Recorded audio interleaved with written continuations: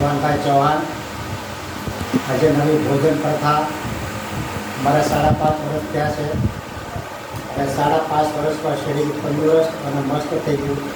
ઘણા રોગ હતા, કમરની તકલીફ હતી, બીજી બીમારી હતી, યુરિન જવું પડતું રાતમાં. આ નાના મોટા ઘણા રોગ હતા. 35 કિલો વજન ઓછું કરી નાખ્યું અને શરીર તંદુરસ્ત હતું. પણ હમણાં 15 દિવસ પહેલાં એક સંકેત મળ્યો કુદરતી કે હવે પાછું નિર્જળા કરી અને શરીરની સફાઈ કરવાની છે. તો એક દિવસ તાવ આવ્યો અને તાવ આવ્યાથી દિવસ એની મારી ગઈ અને ત્યારથી ખાવા પીવાનું બિલકુલ ઈચ્છા નહોતી થતી અને સ્ટેપ બાય સ્ટેપ એક પછી એક નિર્જળા અમે કરતા ગયા અને 15 દિવસના નિર્જળા જે કમ્પ્લીટ થયા છે. તો 15 દિવસના નિર્જળામાં અમને કોઈ તકલીફ નથી. મારે વિડીયો પણ બીજા બનાવેલા છે. ધંધા મશીનમાં કામ પણ અમે કરીએ છીએ, નાની મોટી બજારમાં જઈએ છીએ ગાડી લઈને બધે, એટલે નિર્જળામાં કોઈ તકલીફ નથી.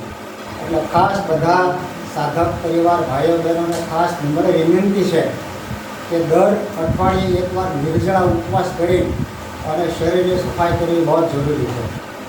और जो नहीं करिए तो आगे जाता तकलीफ है, कारण के આપણું ખાવાનું જે છે એમાં બધામાં કેમિકલ ભયંકર આવે છે. અને 15 દિવસે 2 દિવસ નિર્જળા કરી અને બધી સફાઈ કરી રાખીએ તો આપણું શરીર કાયમિક માટે સુંદર રહેશે અને ડૉક્ટર વગરનું, દવા વગરનું જે જીવન છે આપણું તે શક્ય થશે.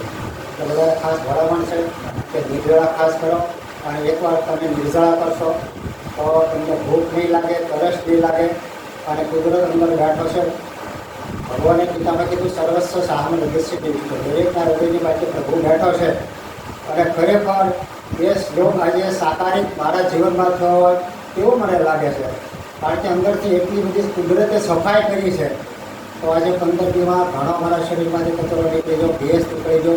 આજે શરીર એકદમ હળવું, તંદુરસ્ત અને સ્ફૂર્તિવાળું બની ગયું. તો ખાસ બધાને ભલામણ છે કે બધા નિર્જળા કરો અને શરીરની સફાઈ કરો. જય તંદુરસ્તી.